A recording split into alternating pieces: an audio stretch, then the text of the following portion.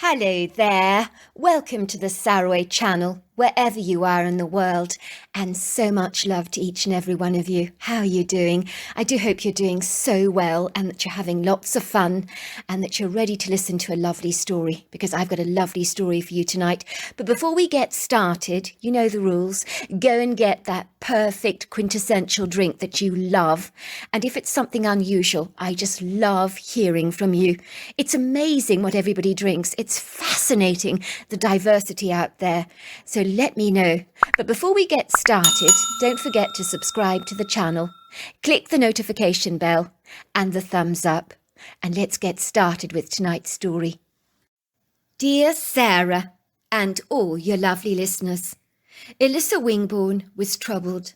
Her lugubrious face had been wearing a desolate, sunless expression, rather like an overcast day for a couple of days now. She had become almost as miserable, dour, saturnine as the weather outside, although for her, what most people might call miserable weather was anything but. She glanced briefly out of the kitchen window, marvelling at the torrents of rain as it came pelting down in heavy sheets. She loved everything about the rather belated April showers, as now it was actually early May. The fresh fragrant smells of the earth after the downfall, the rather pleasing sound of the pitter-patter of raindrops on the roof, the distant rumbles of thunder as the earth grumbled. In truth, she wasn't as keen on lightning, but a storm she delighted in, not if she was caught up in one, of course. Ironically, when speaking of the devil, right now she felt very much caught up in a storm, in her own life, of an altogether different kind.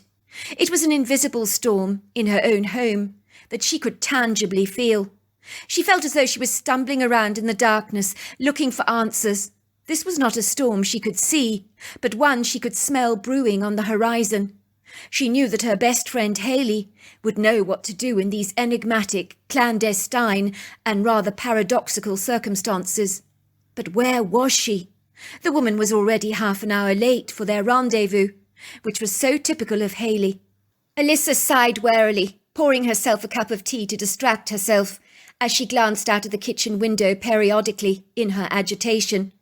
Of course, she shouldn't have been remotely surprised that Haley was late, for her very best friend was not as punctual or punctilious as she was.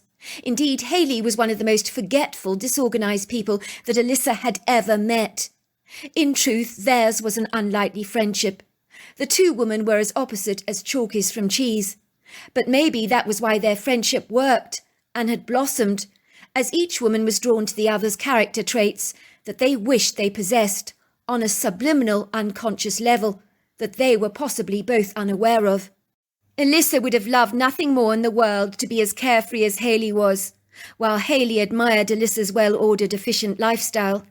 Haley was a woman in her late 40s, who wore her long hazel hair up on her head in a clumsy attempt to achieve the outdated beehive hairstyle. But Elissa secretly thought it always looked like a bird's nest.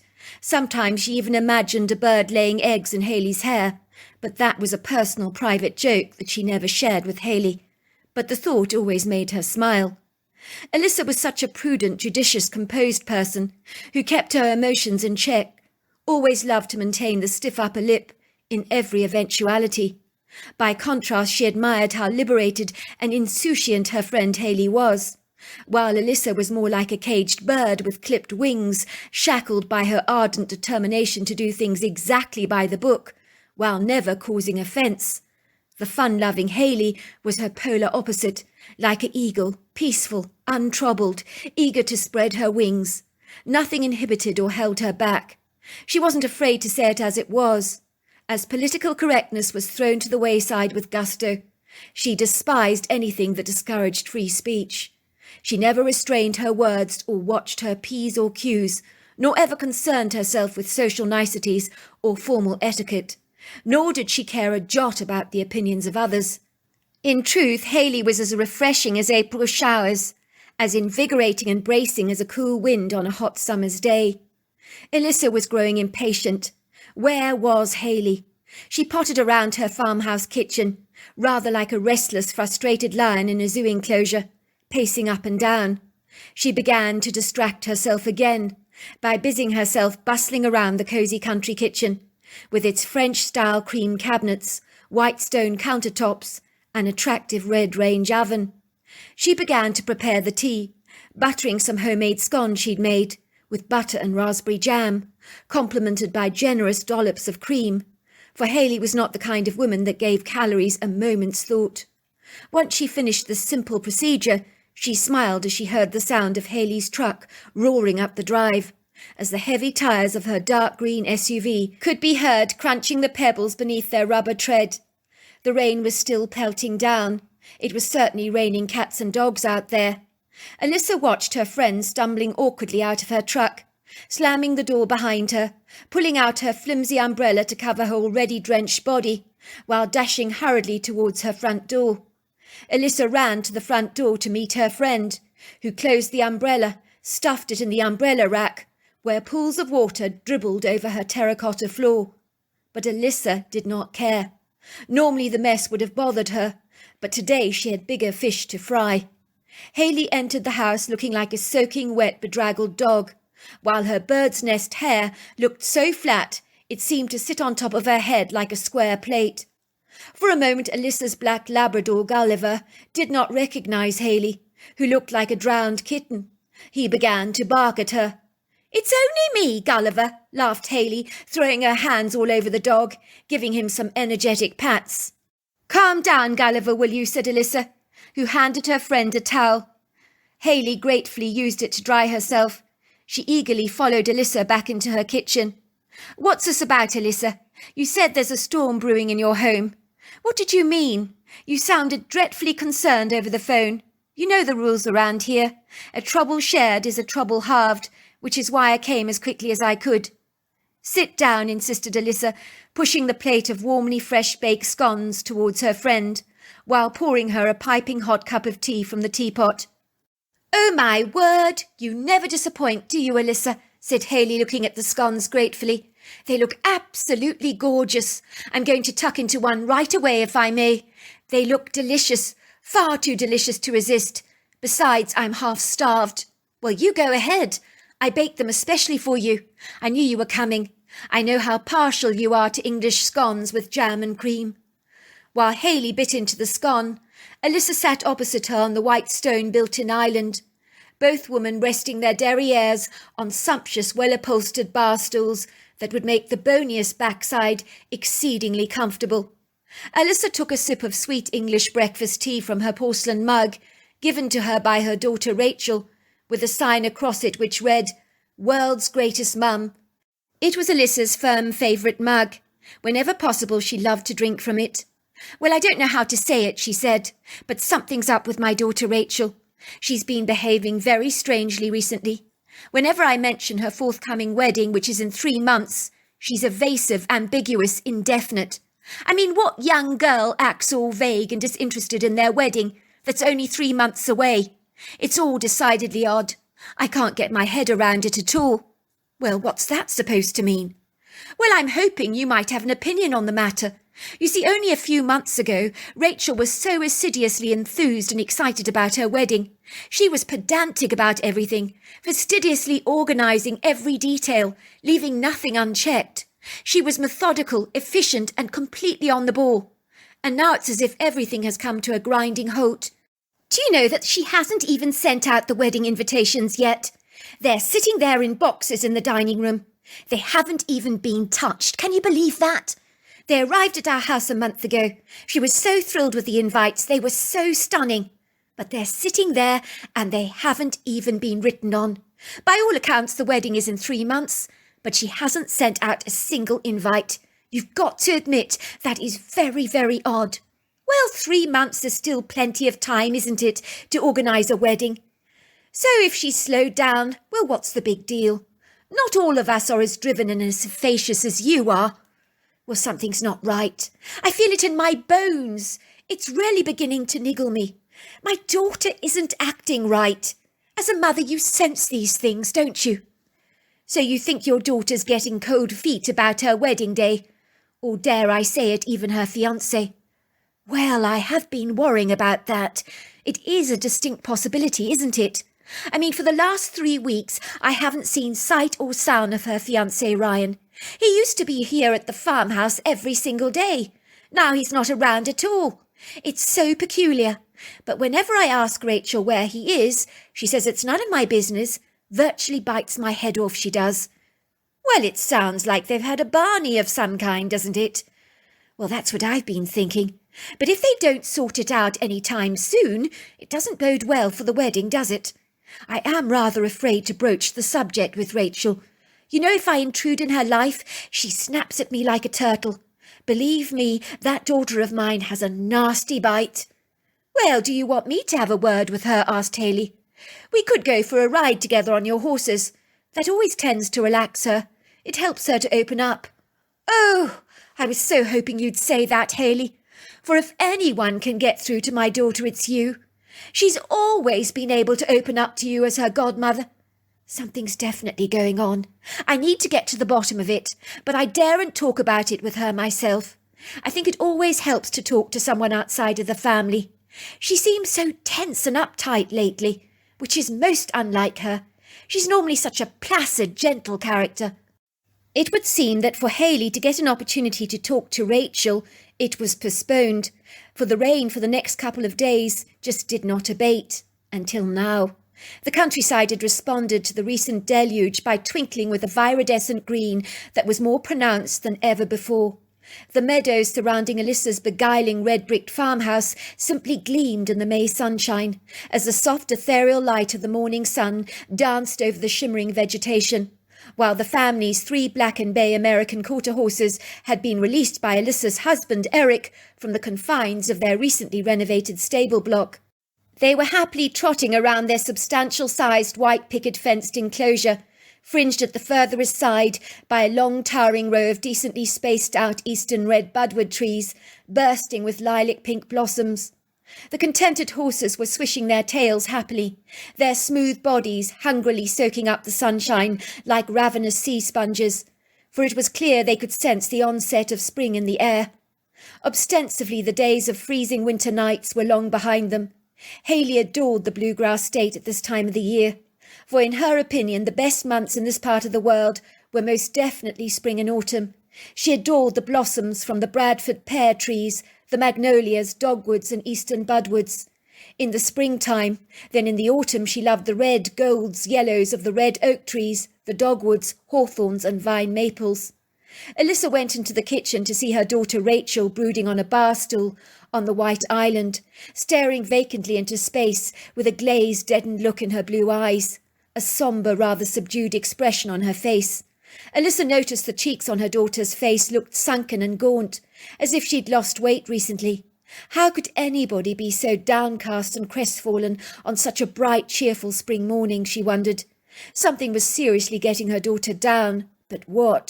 She was grateful that Haley would be making her appearance very soon.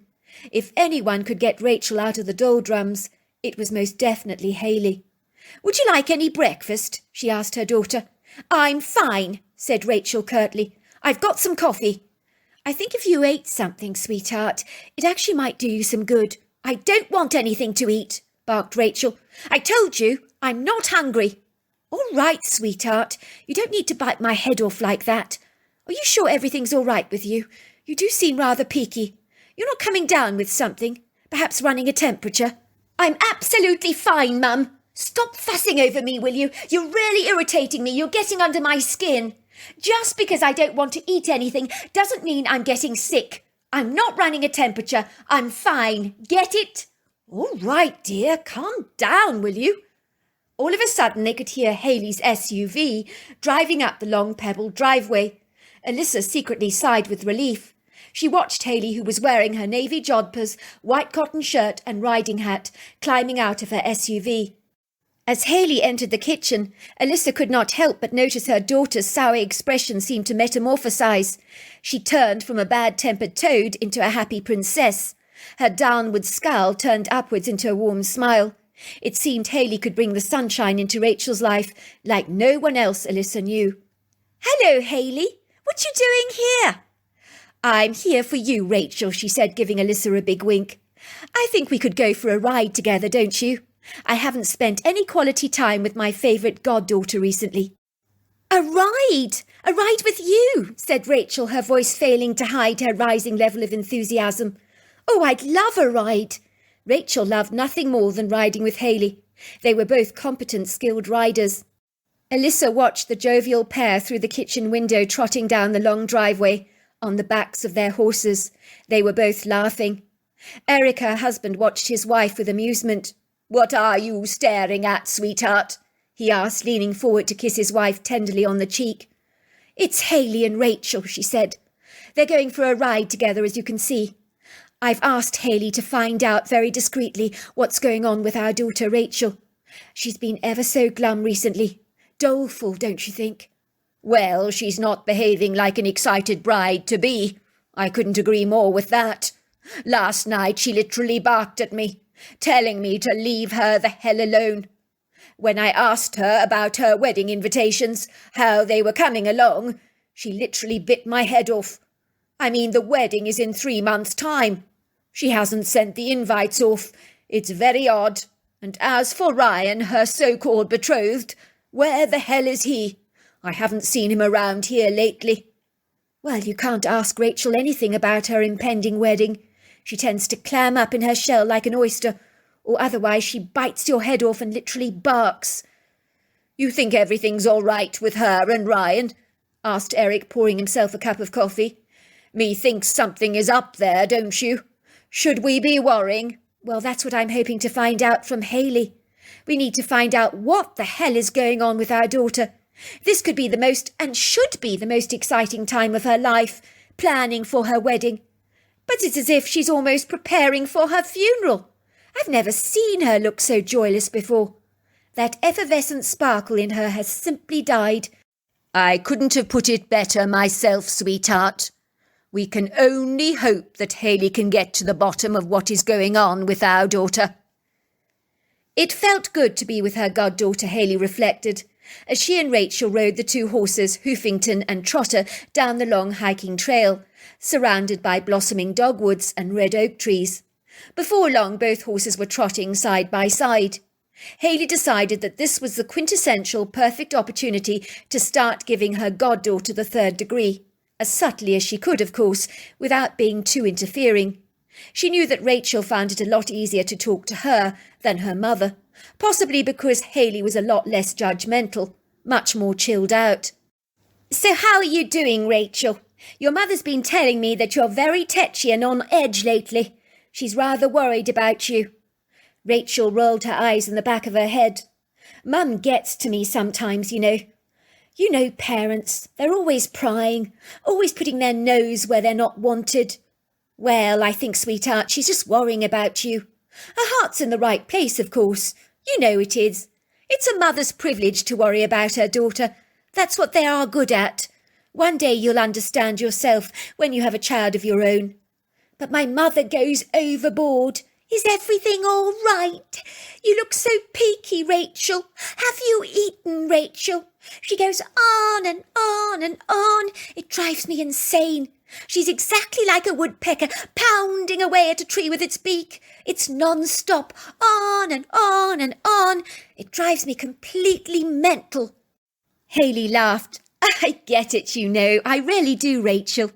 I know it's hard to believe, given how much I've weathered over the years.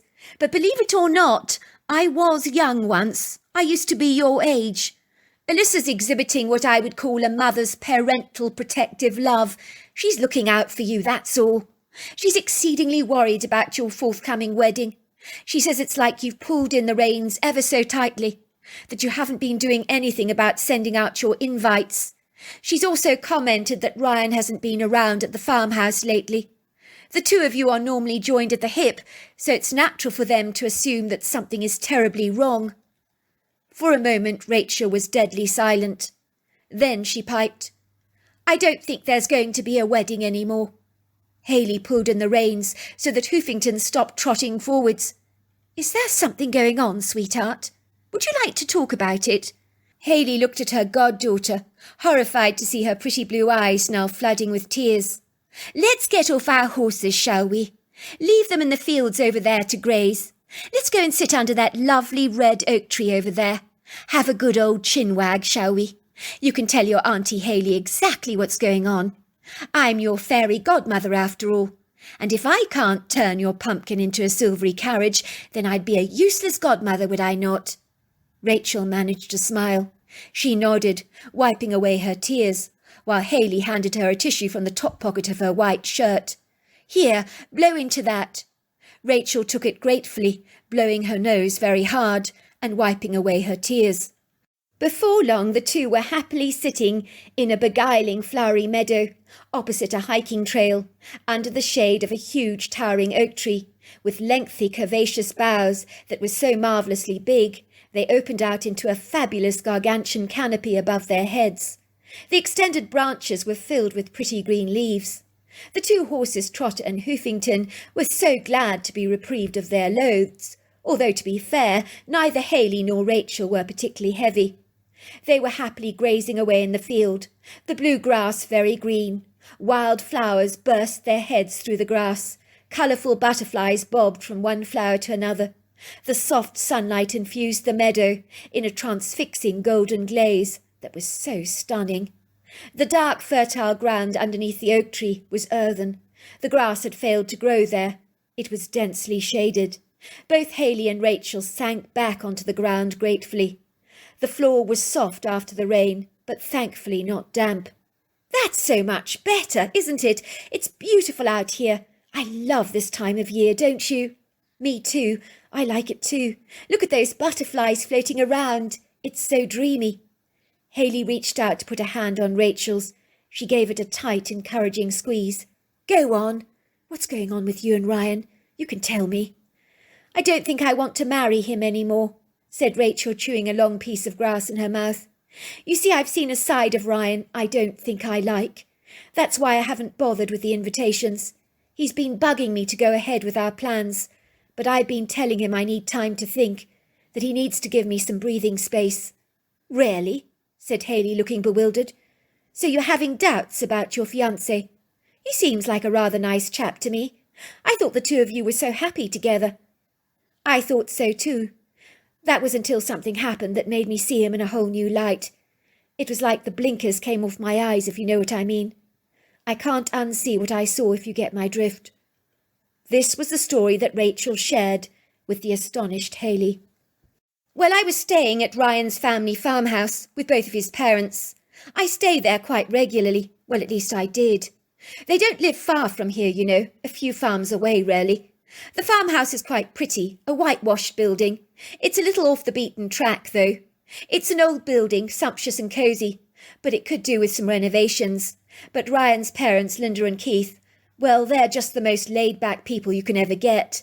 They're even more carefree than you, Hayley, so that really is saying something. In truth, the only day that they ever get to do any renovations, I imagine, is when the roof finally starts to leak. That's when they'll give it some attention.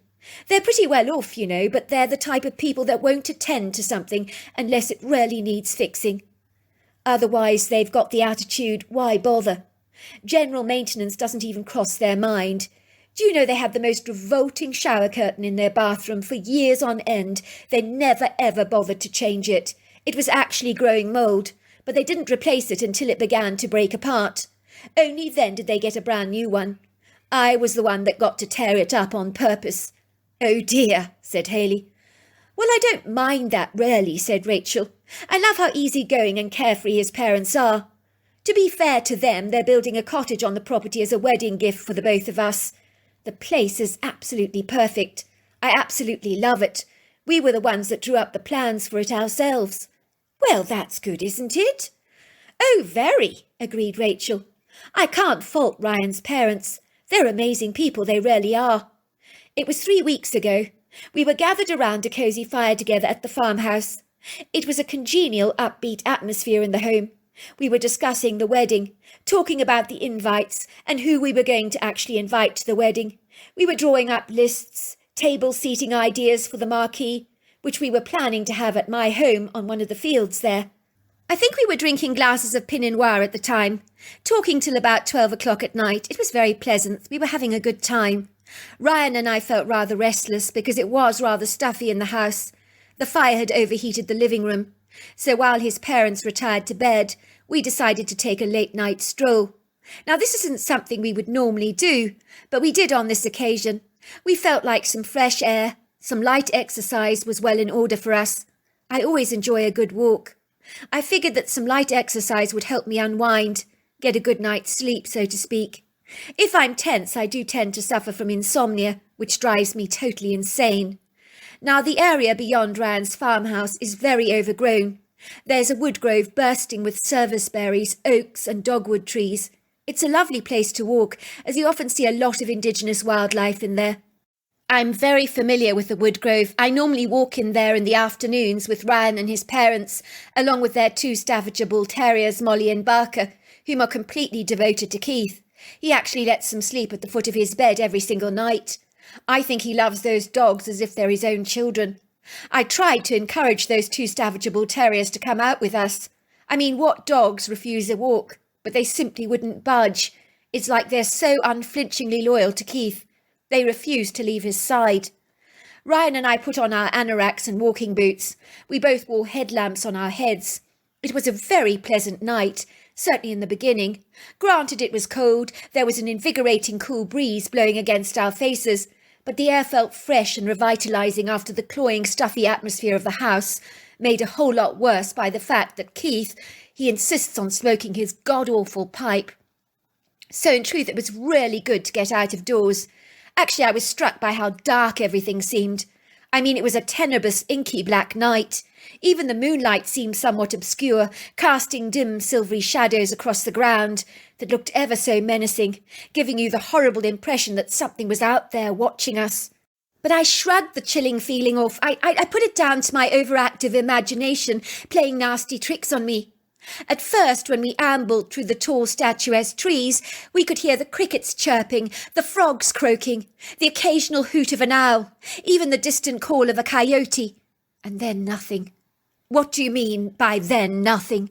Well, exactly that. You see, it became incredibly quiet. I mean, it was like everything was enveloped and cloaked in a tangible, deathly silence that almost touched you with invisible, ghostly hands. It's impossible to describe. Even the former rambunctious breeze actually seemed to have stilled, which was why the forest appeared to become so hostile towards us. It was as if its benevolence had almost dissipated, as if something or someone didn't want us in there. I noticed that the boughs of the trees were still swinging, even with an absence of the wind, which was really spooky. It sent electrifying chills down my spine, but not the good kind. The trees looked ominous and so scary. Their huge elongated trunks and extended branches made them look like giant men. But everything felt cloying, as if we were surrounded by a very formidable, unfriendly, powerful presence. I couldn't shake that inscrutable feeling off me, that we were being watched. But I noticed that Ryan seemed innocuous and unoffended by the woods. I think he's a lot less sensitive than I am. He appeared immune to the uncongenial atmosphere that I had almost certainly picked up. I was shivering, not with cold, but with this incongruous sense of dread that I couldn't shift. It was atmospheric and all-consuming. I tugged at Ryan's hand, telling him we should get the hell out of there, that something was terribly wrong. Of course he wouldn't listen. He thought I was being ridiculous. He told me to stop being silly, that I shouldn't be afraid of the dark, that everything was absolutely fine, and we should enjoy our walk. I shouldn't have listened to him. I really shouldn't. I should have trusted my instincts, but I didn't. I think Ryan's calm, resolute determination and reassurance that everything was absolutely fine rubbed off on me positively. I began to reassure myself that he was absolutely right, that I was overreacting and just being ridiculous. That was when I heard some very distinctive, discernible footsteps that were like a man's, only much heavier. I sensed then that we were definitely being stalked, but whatever was following us was mighty, big, ponderous, substantial in size. The only way I can describe it is if you imagine an elephant walking up on 2 legs, stomping the ground beneath its feet, crunching fallen plant debris. Well, the sound was exactly like that. It was haunting. In fact, for a moment I thought we were being shadowed by a ghost, as what living, breathing thing could make a noise like that? Then I heard the snorting sound that sounded like the water emission you hear from a whale's blowhole. Ryan looked at me, and then his eyes grew round. He was physically shaking, his whole body wobbling like a rickety, unstable boat. He said, "What the hell is that?" I tried to tug him, to tell him, "We need to leave now! We need to go now!" But he seemed frozen to the spot, like a solid ice statue, as if his body had become heavy and immobile, like a piece of marble that is impossible to shift. "Come, let's go. We need to leave now. We need to leave now, Ryan," I said. But all he did was pointed at a couple of trees, as if his whole body was locked under a magnetic trance. And that was when I noticed this huge branch from an oak tree swinging up and down. Now, I assure you, it would have been a physical impossibility to move that branch ourselves. It was such a powerful branch. It would have been too heavy for us. But something or someone was pushing the branch up and down with relative ease. And that was when we saw him. "Saw what?" asked Haley. "Saw the creature. At first I had no idea what it was. But Haley, this thing was monstrously huge. The scariest, most intimidating thing that I have ever seen in my entire life. Truly, I felt as if the gates of hell had opened up and unleashed the most formidable demon from its fiery inferno. The creature stood up like a human on these massive tree-trunk-sized legs. Indeed, his whole body was so thick-set and burly, like a substantial tree trunk. He had a human-like body shape, although the head was shaped like an arch that seamlessly folded into the shoulders. I didn't actually see a neck to speak of on this thing, but it had overlong arms very much like a primate, only a lot more developed and considerably more muscular. In truth, everything about this creature was ripped. He would easily intimidate a bodybuilder by his sheer size and girth. His body was covered with a hair that was so dark, so black, that even the night seemed lighter by contrast, and we're talking about a pretty dark night. The creature had a leathery face, a human-like nose, but it was very, very flat. Its brow was heavily wrinkled, its jawline significantly square. It had hooded, deep-set eyes of a very dark colour, that in certain lights burnt a hellish red. It was utterly terrifying. It felt like the devil himself was looking right through us with an X-ray vision. "Oh my God," gasped Haley. "I do believe you're describing a Bigfoot. I didn't even think those things were real." "Well, believe me, Haley, neither did I. But I promise you this creature was as real as you and I are. And yes, I discerned it had to be a Bigfoot. I mean, what else in God's name could it possibly have been? Let me tell you this, Haley. I've never felt such fear in all of my life as I did in that moment. The beast was terrifying. The fact that it possessed any human characteristics whatsoever didn't offer me any comfort or assurance. It pulled back its lips and began to roar at us, punching its fists against its chest in an expression of dominance. I screamed at the top of my lungs. The anomalous creature started to chase us. Truly, Haley, I thought I was about to die. I've never, ever felt such terror before, coursing through my veins as it did just then. It was like I could almost see my life flashing before me. I remember my heart was thundering in my chest at 100 miles an hour. I could literally hear every single beat. My forehead was perspiring, and I was just in such a state. The next thing I knew was that Ryan pushed me towards the Bigfoot, so I fell at the creature's feet, while he hightailed it away. "Ryan did what?" gasped Haley. "He threw me at the creature's feet while he ran away to make his escape. It was like he was hoping the creature would kill me so that he could get away and save his own skin. I was more upset about that, let me tell you, about what Ryan did at that moment than my fear of the creature. I was absolutely mortified that he could do such an atrocious thing. It's pretty much like being thrown in a lion's den or in a pool of flesh-eating piranhas.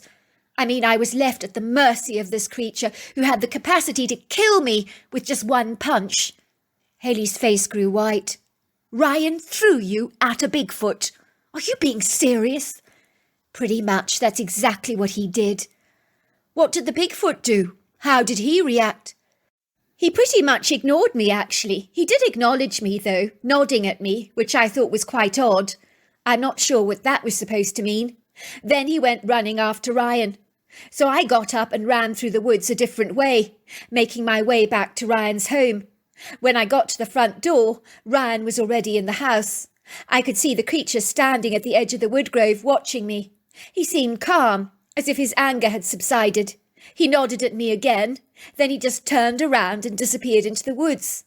I was banging on the door with my fists for a long while before Ryan eventually let me into the house. He seemed surprised that I was unscathed. Thankfully, we didn't wake his parents up. Of course, when he saw me standing there in the doorway, he hugged me and said, "Babe, I'm so glad you're all right." But I shook him off with disgust, reminding him that he threw me into the creature's path just to save his own skin.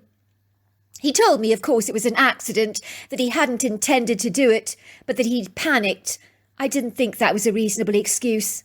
"Oh, I panicked, so I threw you to the lions and saved myself. I mean, does that make any sense at all?" "So I take it that's why you don't want to marry Ryan."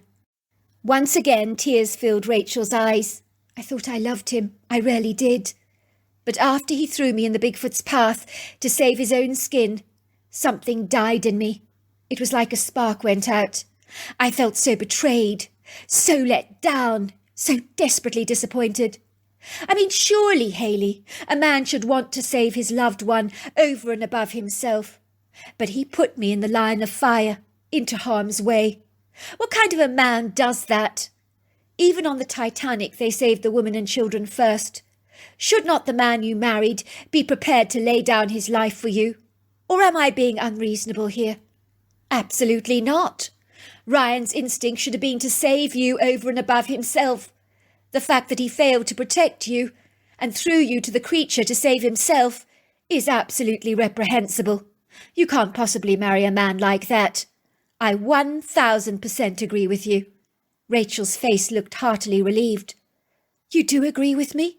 Absolutely. I don't actually think you've got a choice in the matter but to call the wedding off. Ryan showed you his true colours, didn't he? That when push comes to shove, Ryan is only interested in Ryan.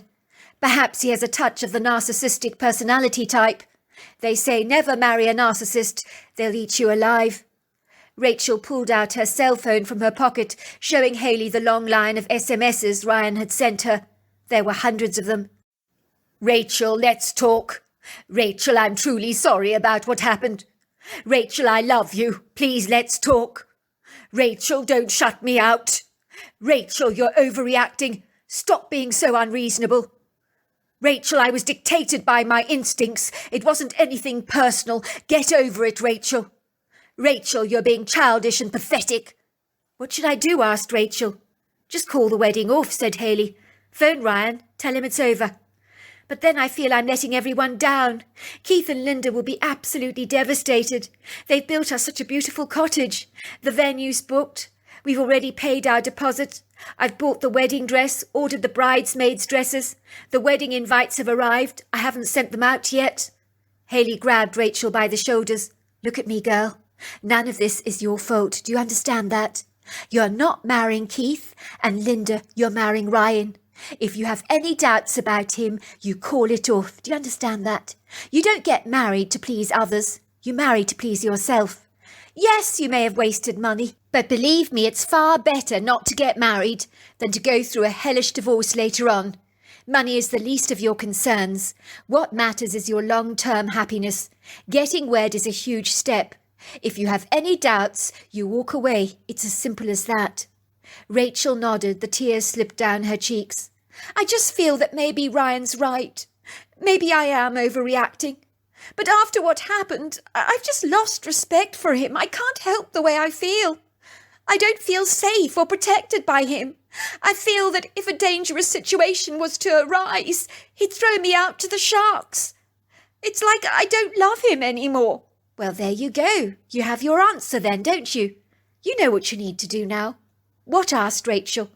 "To put a smile on that face of yours, call the wedding off, tell Ryan it's over, cancel the venue. If you like, I'll speak to your mother for you." "Please don't tell her what happened," begged Rachel. "My mother will be mortified if she thinks Ryan threw me to a Bigfoot." "I won't say a word," Hayley assured her. Alyssa kept looking through the kitchen window, waiting to see if her daughter and Hayley had returned from their ride. They'd been gone for almost 3 hours. She was growing concerned. But then she saw them riding up the long gravel path, and for the first time in ages, her daughter Rachel appeared to be smiling. I knew Hayley would get through to her, she thought. As Hayley walked through the kitchen door with Rachel at her side, she said, "Alyssa, I think you should know that your daughter has called off the wedding with Ryan." Alyssa looked stunned. "What happened, darling? I thought the two of you made a perfect team together." "That's a good way to put it, Mum," said Rachel. "I think it was because we weren't a good team that I decided to call it off. Let's just say I discovered another side that I didn't like much about Ryan." "But I thought you were head over heels in love with him, darling. You swore to me he was the one." "Not any more, Mum. A girl's entitled to change her mind, is she not?"